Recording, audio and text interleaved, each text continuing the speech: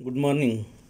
कालच्या तासिकेला आपण व्याकरणातला वाक्यप्रकार अभ्यासत होतो. वाक्याचे जे मुख्य दोन प्रकार आपण अभ्यासासाठी घेतलेले होते, एक म्हणजे आशयावरून आणि भावार्थावरून वाक्याचे प्रकार, ज्यामध्ये विधानार्थी वाक्य, प्रश्नार्थी वाक्य आणि उद्गारार्थी वाक्य यांच्या संदर्भामध्ये आपण चर्चा केली. ज्या वाक्यात केवळ विधान केलेलं असतं त्याला विधानार्थी वाक्य असं आपण म्हटलं. उदाहरणार्थ, सचिन तेंडुलकर उत्तम फलंदाज आहे. आता इथं साधं सरळ वाक्य आहे, ते विधान केलेलं आहे आणि म्हणून हे विधानार्थी वाक्य होतं. परंतु त्याचबरोबर नकारार्थी असलेलं हे आणखीन एक अभ्यासासाठी वाक्य आपण घेतलं होतं. विटी दांडूचा खेळ अलीकडे फारसा खेळला जात नाही. म्हणजे हे सुद्धा विधानच आहे. विटी दांडूचा खेळ आता खेळला जात नाही, परंतु नाही नकारार्थी अशा प्रकारचं हे वाक्य, मात्र ते विधानार्थीच आहे. जिथं साधं सरळ विधान केलेलं असतं त्याला विधानार्थी वाक्य म्हटलं आपण. त्यानंतर दुसरा प्रकार बघितला होता तो म्हणजे प्रश्नार्थी वाक्य. ज्या वाक्यामध्ये प्रश्न विचारलेला असतो त्याला आपण प्रश्नार्थी वाक्य म्हटलं. इथं सुद्धा नकारार्थी सुद्धा प्रश्न येऊ शकतो. तो स्पर्धा परीक्षेत उत्तीर्ण का झाला नाही, म्हणजे अशा पद्धतीचा प्रश्नच तो, मात्र नकारात्मक अशा पद्धतीचा. तू बाहेर केव्हा जाणार आहेस, प्रश्नचिन्ह. अशा पद्धतीनं जर वाक्यामध्ये प्रश्न विचारलेला असेल तर प्रश्नार्थी वाक्य म्हटलं. आणि तिसरा प्रकार बघितला होता तो म्हणजे उद्गारार्थी वाक्य. आश्चर्याचा भाव असतो त्या ठिकाणी, मनातल्या त्या विशिष्ट भाव उत्कटपणानं व्यक्त झालेले असतात त्या वाक्यामध्ये, त्याला उद्गारार्थी वाक्य म्हणायचं. किती छान आहे हे फूल, आहे की नाही. आश्चर्याचा भाव असतो त्या ठिकाणी, आपले भाव तिथं दिसून येतात उत्कटपणानं आणि उद्गारवाचक चिन्ह द्यावं लागतं. हे उद्गारार्थी वाक्य. त्यानंतर दुसरा प्रकार आपण बघितला होता तो म्हणजे क्रियापदाच्या रूपावरून. त्यामध्ये स्वार्थी वाक्य, आज्ञार्थी वाक्य, विद्यार्थी वाक्य आणि संकेतार्थी वाक्य अशा प्रकारचे उपप्रकार या क्रियापदाच्या रूपावरून वाक्याचे पडतात. त्यामध्ये पहिलं जो काही भाग आहे तो म्हणजे स्वार्थी वाक्य. कालच्या तासिकेला आपण त्याची चर्चा केली की या ठिकाणी त्याचा काळ समजतो, कोणत्या काळामधलं हे वाक्य आहे, वर्तमानात का आहे, भूतकाळात आहे का भविष्यात होणार आहे. अशा पद्धतीनं त्या वाक्यातल्या क्रियापदाच्या रूपावरून नुसताच काळाचा बोध होत असेल. बघा, ज्या वाक्यातील क्रियापदाच्या रूपावरून नुसताच काळाचा बोध होत असेल तर त्याला स्वार्थी वाक्य असं म्हणायचं. स्वार्थी वाक्य, आपल्याला परीक्षेमध्ये हे वाक्य येणार आणि मग कोणत्या प्रकारातलं ते वाक्य आहे ते पुढं आपल्याला लिहावं लागतं. काळाचा बोध झाला तर ते स्वार्थी वाक्य असतं. आता मुले शाळेत गेली, तिथं कधी गेली हे झालं बघा, काळ लक्षात आला आपल्या तिथं.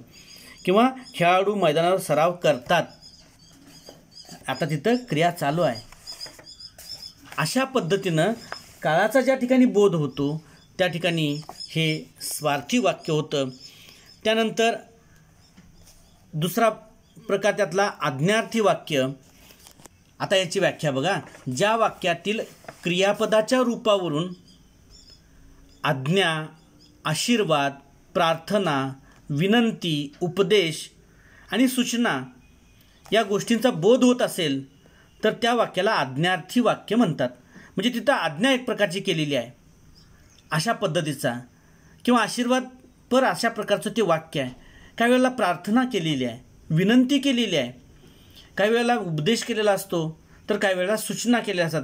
या सगळ्याच कुठंतरी आज्ञाच्या अनुषंगानं बाबी घडत असतात आणि म्हणून त्या वाक्यातल्या त्या क्रियापदांच्या मध्ये हे ज्या वेळेला ह्या अशा प्रकारच्या सूचना ज्या वेळेला दिसून येतात त्यावेळेला ते वाक्य आज्ञार्थी असतं. आता ती खिडकी लावून घे या वाक्यामध्ये एक आज्ञा केलेली आहे. आई वडील आपल्या मुलाला सांगतात, शिक्षक आपल्या विद्यार्थ्याला सांगतात, बाळ ती खिडकी लावून घे, म्हणजे तिथं ती आज्ञा केलेली आहे. आणखीन एक वाक्य आपल्याला अभ्यासासाठी, तुम्ही नक्की यशस्वी व्हाल. आता या ठिकाणी तुम्ही नक्की यशस्वी व्हाल, आई वडील म्हणतात, शिक्षक म्हणतात, मोठी माणसं म्हणतात. म्हणजे हे विचार कसे आशीर्वादपर अशा प्रकारचे आहेत. तुम्ही नक्की यशस्वी व्हाल, आशीर्वादपर. आणि म्हणून हे आज्ञार्थी वाक्य.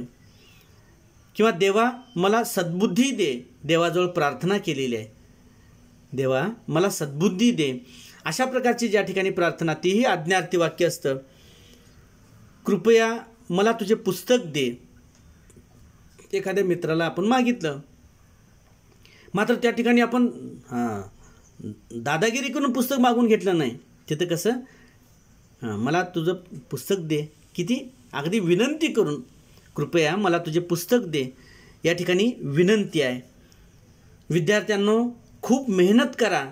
आता हा मोठ्यांनी लहानांना केलेला, विद्यार्थ्यांना केलेला तो एक प्रकारचा उपदेश आहे. खूप मेहनत करा, पर्टिक्युलरली तो उपदेश झाला त्या ठिकाणी. आणि म्हणून हे सुद्धा आज्ञार्थी वाक्य. किंवा सूचना, इथे पादत्राणे ठेवू नयेत, चप्पल इथं काढू नका. देवळात वगैरे सूचना असतात बघा, चप्पल कुठं काढायचं वगैरे, शिक्षक सूचना देत असतात विद्यार्थ्यांना. अशा प्रकारची जी सूचना वजा वाक्य असतात तीसुद्धा ही आज्ञार्थी वाक्य म्हणावी लागतील.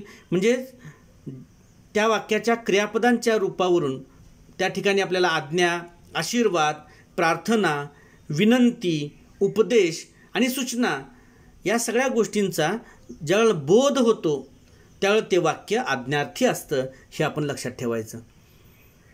तिसरा प्रकार आहे यातला, तो म्हणजे विद्यार्थी वाक्य. आता याची व्याख्या बघा. ज्या वाक्यातील क्रियापदाच्या रूपावरून विधी म्हणजे कर्तव्य, शक्यता, योग्यता किंवा इच्छा या गोष्टींचा बोध होत असेल तर त्याला विद्यार्थी वाक्य म्हणतात. परत एकदा व्याख्या बघूया आपण ती. ज्या वाक्यातील क्रियापदाच्या रूपावरून विधी म्हणजे कर्तव्य, शक्यता, योग्यता, इच्छा या गोष्टींचा बोध होत असेल तर त्याला विद्यार्थी वाक्य म्हणतात. आता उदाहरण बघा. परिसर स्वच्छ ठेवणे हे आपले कर्तव्य आहे. क्रियापदाच्या रूपावरून कर्तव्याचा बोध झाला की नाही बघा. इथं आपला आजूबाजूचा परिसर स्वच्छ प्रत्येकाने ठेवला पाहिजे आणि हे स्वच्छ ठेवणं हे आपलं कर्तव्य आहे. म्हणजे या ठिकाणी कर्तव्याचा बोध झाला त्या क्रियापदाच्या रूपावरून. दुसरं एक वाक्य, आज बहुतेक पाऊस पडेल. आज बहुतेक म्हणजे पडेलच असं नाही, शक्यता.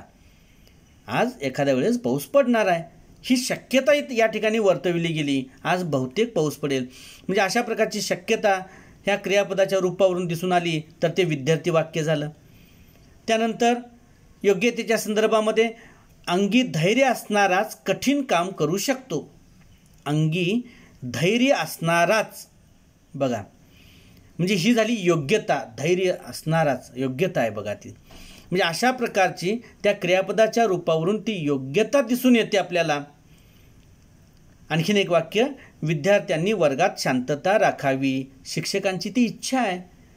मुलांनी शांत बसलं की जे शिकवणार आहे, जे बोलणार आहे ते त्यांना व्यवस्थित कळणार आहे. आणि म्हणून काय इच्छा व्यक्त केली, विद्यार्थ्यांनी वर्गात शांतता राखावी. अशा पद्धतीनं ही चारही वाक्य आपण ज्यावेळेला पाहतो त्यावेळेला एखाद्या वाक्यामध्ये आपल्याला कर्तव्य दिसतं, एखाद शक्यता किंवा योग्यता, इच्छा, अशा प्रकारे या गोष्टींचा बोध या त्या क्रियापदाच्या रूपावरून आपल्याला दिसून येतो आणि म्हणून याला विद्यार्थी वाक्य असं म्हणायचं. आणि चौथा प्रकार आहे तो म्हणजे संकेतार्थी वाक्य. याची व्याख्या बघा. ज्या वाक्यातील क्रियापदाच्या रूपावरून अमुक केले असते तर अमुक झाले असते अशी अट किंवा संकेत असा अर्थ निघत असेल तर त्याला संकेतार्थी वाक्य म्हणायचं. म्हणजे जर तर असं ज्या ठिकाणी असतं त्यावेळेला संकेतार्थी ते वाक्य असतं. परत एकदा ती व्याख्या बघूया.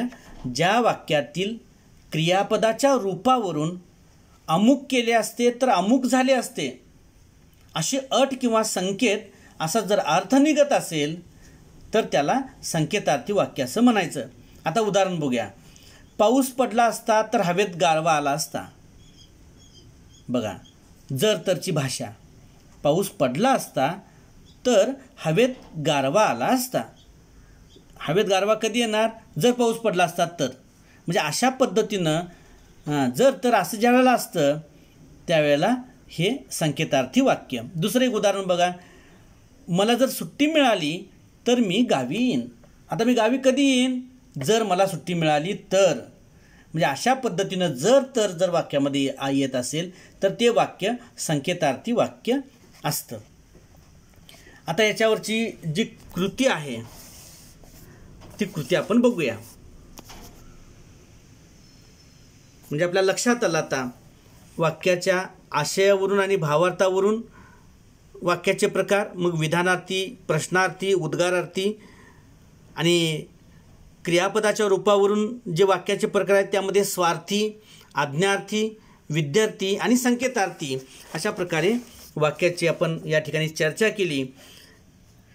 या ठिकाणी कृती सोडवत असताना आपण बघूया की खालील वाक्ये वाक्याच्या आशयानुसार कोणत्या प्रकारात मोडतात ते लिहा. या ठिकाणी 5 वाक्य आपल्याला अभ्यासासाठी आहेत. गोठ्यातील गाय हंबरते. आता साधं सरळ विधान आहे. गोठ्यातील गाय हंबरते म्हणजे ओरडते. हे झालं विधानार्थी, विधान आहे ते विधानार्थी वाक्य. दुसरं वाक्य आहे श्रीमंत माणसाने श्रीमंतीचा गर्व करू नये. आता हे सुद्धा विधानार्थी वाक्य, विधान आहे या ठिकाणी, परंतु इथं नकारार्थी पण विचार मांडलेले आहेत. श्रीमंत माणसाने श्रीमंतीचा गर्व करू नये म्हणजे हे वाक्य विधानार्थी आणि पुढे डॅश मारून नकारार्थी वाक्य म्हणायचं.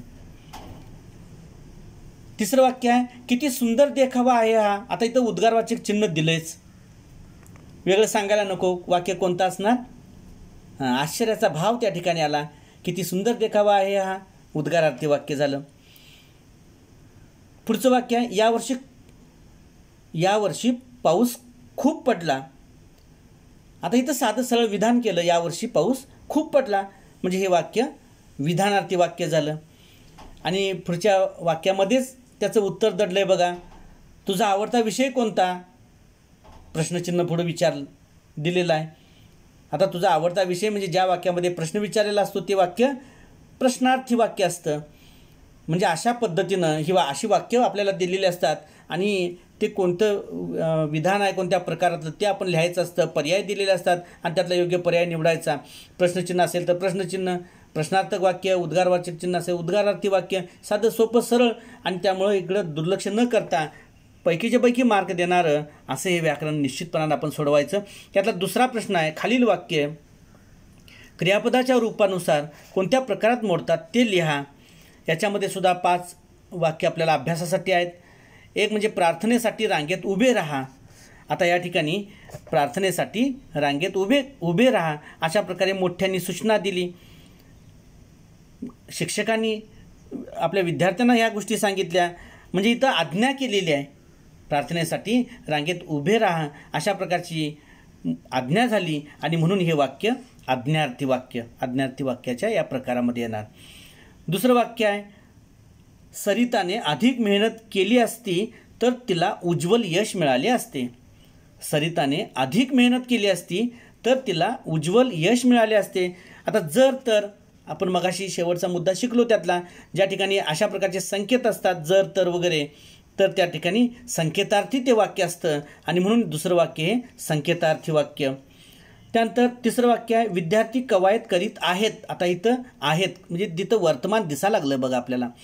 वर्तमान काळातलं हे वाक्य विद्यार्थी कवायत करीत आहेत म्हणजे या ठिकाणी काळाचा बोध होतो म्हणून हे स्वार्थी वाक्य. ज्या ठिकाणी काळाचा बोध होतो त्या ठिकाणी स्वार्थी वाक्य असतं.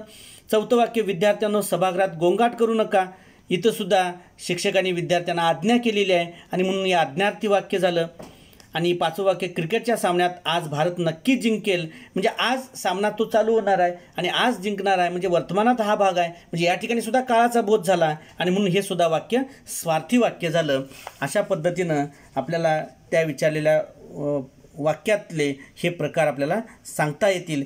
आता पुढचा जो भाग आहे वाक्य रूपांतराचा तो आपण उद्याच्या तासिकेला पाहूया.